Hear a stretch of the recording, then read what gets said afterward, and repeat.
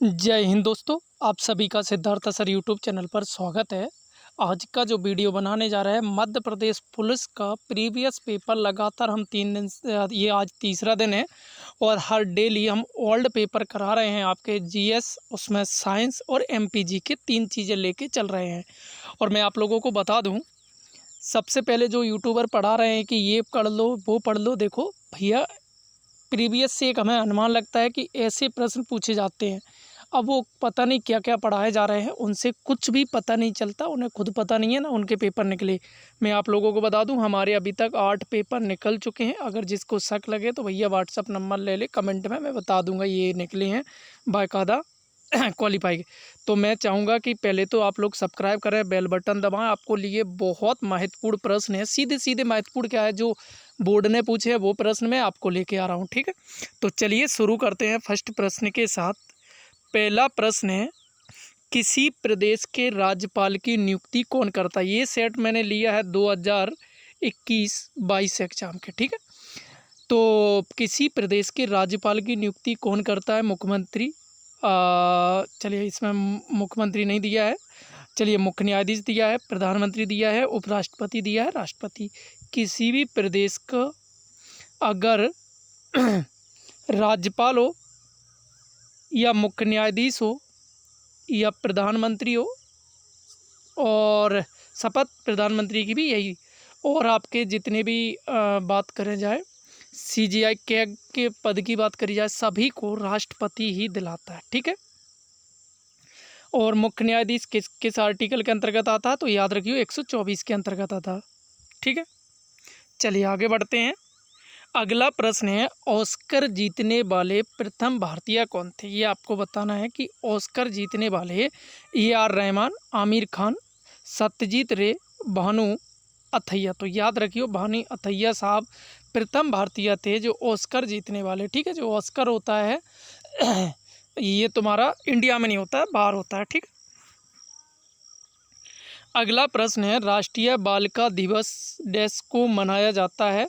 तो 5 सितंबर, 14 नवंबर या 3 मार्च या 24 जनवरी। तो याद रखिए जो राष्ट्रीय बालिका दिवस है 24 जनवरी को मनाया जाता है, याद रखियो। 5 सितंबर को शिक्षक दिवस मनाया जाता है।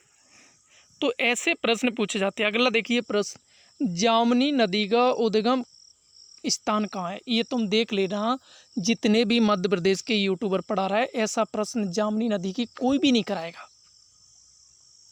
तो देखिए जामनी नदी का उद्गम स्थान कहाँ है, सागर, उज्जैन, रीवा, बैतूल, ये आपको बताना है। तो जामनी नदी का जो आपका उद्गम स्थान है सागर है। कहाँ है, सागर है, याद रखियो।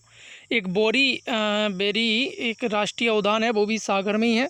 और सागर गेहूं के उत्पादन के लिए मध्य प्रदेश का सबसे बेस्ट संभाग माना जाता है। चलिए अगला प्रश्न है, किस पर्वत के तिब्बती नाम का अर्थ विश्व की देवी नाम है। बताइए, mount Godwin Austen, mount Everest, Satpura, Kanchenjunga. ये आपको बताना है। तो सतपुड़ा तो मध्य प्रदेश में पाया जाता है, बाकी के एक भी पर्वत मध्य प्रदेश में नहीं है। अगर ऐसे आ जाए इनमें से कौन सा मध्य प्रदेश में, तो सतपुड़ा लगाना है। तो याद रखिए माउंट एवरेस्ट, इसको सागर माथा भी दूसरा नाम कहते हैं, बात क्लियर है। चलिए, और नेपाल में अधिकांशतः इसका भाग पाया जाता है। तो देखिए 2021 के सामान्य ज्ञान, सिस्टर निवेदिता के नाम से किसे जाना जाता है। Margaret Nobel, Sarojini Naidu, lady Mountbatten, Annie Besant. तो याद रखिए मार्गरेट नोबेल को। तो ऐसे ऐसे प्रश्न पूछे जाते हैं, आप खुद ही समझ सकते हो। अगला प्रश्न है, सांची स्तूप का निर्माण किसने किया है। बिंबिसार, राजा भोज, अशोक, कनिष्क। तो याद रखिए मौर्य वंश के ये तुम्हारे तीसरे हैं चंद्रगुप्त। ये इन्होंने सांची स्तूप की स्थापना की है। इनके समय में 261 ईस्वी में एक युद्ध हुआ था, ठीक है, राजा खारवेल से। ये आपको कलिंग का युद्ध, ठीक है। और ठीक है, चलिए इसके मौर्य वंश के संस्थापक चंद्रगुप्त मौर्य को कहते हैं, ठीक है। चलिए, रेशम मार्ग की सबसे पहले शुरू किया था कनिष्क ने, और चतुर्थ बौद्ध संगीति इन्हीं के समय हुई थी कश्मीर में, ठीक है। ये चीज़ें आपको याद रखना है। अगला प्रश्न है, सिनेमा में भारत का सर्वोच्च पुरस्कार कौन सा है। तो दादा साहेब फाल्के पुरस्कार, एकेडमी, फिल्म फेयर, आईफा। तो याद रखिए जो भारत में सर्वोच्च है दादा साहेब फाल्के पुरस्कार है। ठीक है, अगला प्रश्न है भाखड़ा नागल बांध किस नदी पर निर्मित है? झेलम, चेनाब, रवि, सतलज। तो ये भाखड़ा नागल जो बांध है ये आपको बताना है, ये सभी नदी हैं। तो याद रखिए ये कौन सी नदी पर है? सतलज।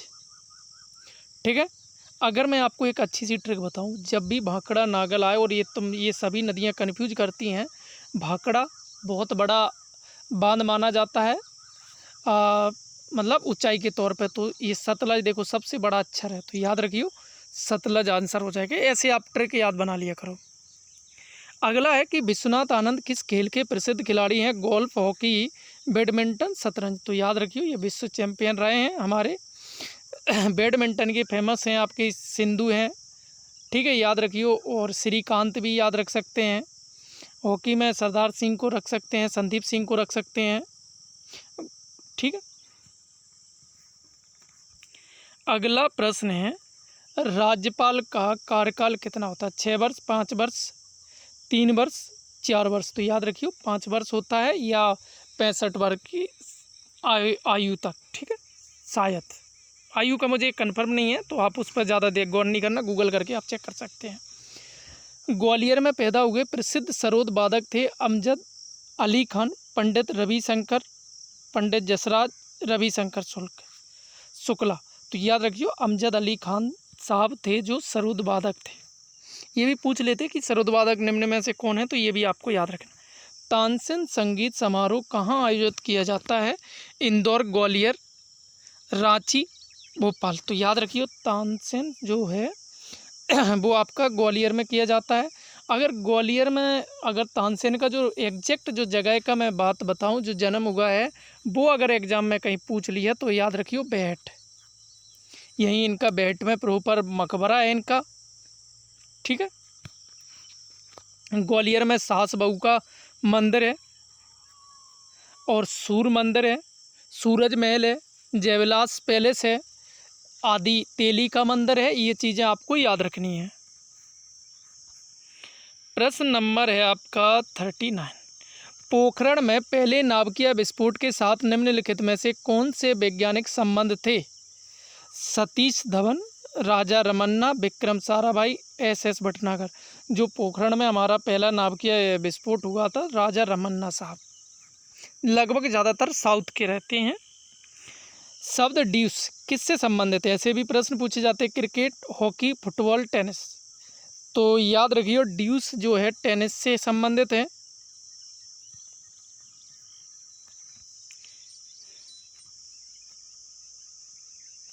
प्रश्न नंबर है आपका 41। ख्याल गायन के लिए विख्यात इंदौर घराने की स्थापना किसने की? अलादिया खान, राम साय, आमिर खान, मियाँ बख्शू।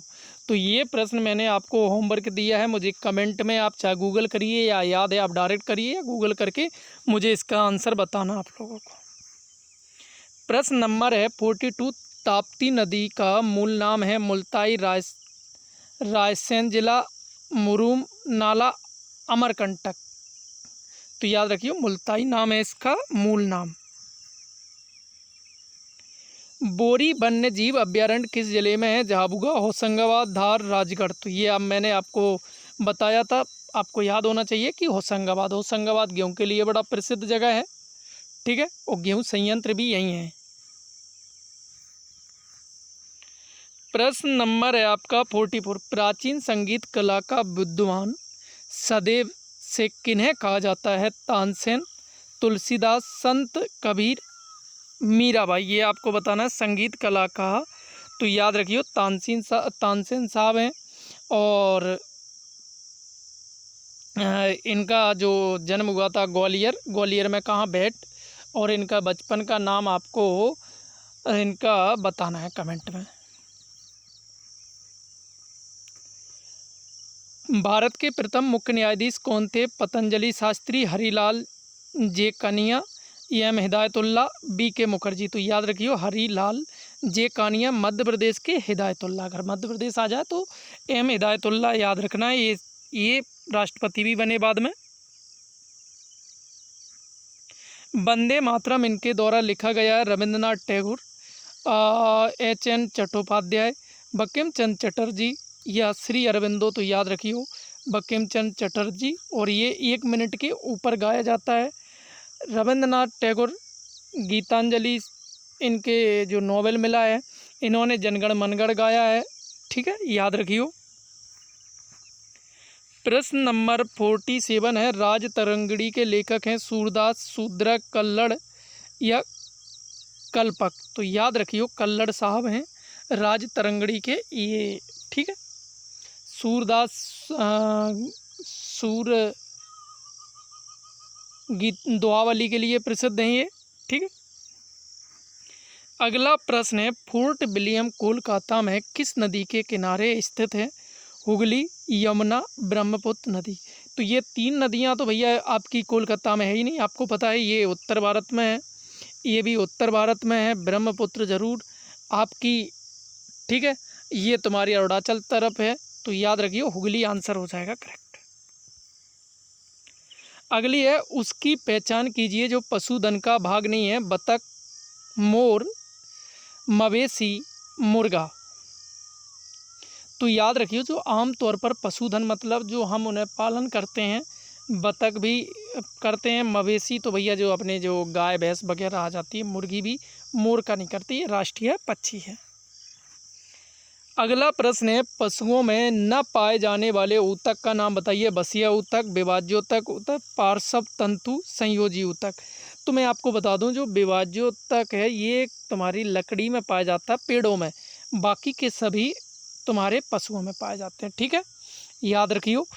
तो ये थे आपके 50 प्रश्न। कमेंट करिए आपको वीडियो कैसा लगा है, कमेंट बताइए। और अगर आप कुछ चाहते इसमें मैथ रीजनिंग के भी साथ में प्रश्न चाहते तो वो भी कमेंट में बताइए। ज़्यादा से ज़्यादा शेयर करिए, कम से कम मैं इस वीडियो की आशा करता हूँ आप लोग 1000 लोगों तक शेयर करिए, ताकि मैं अगली बार और अच्छा सा वीडियो लेकर आऊँ सटीक ओल्ड पेपर वाले। Thank you.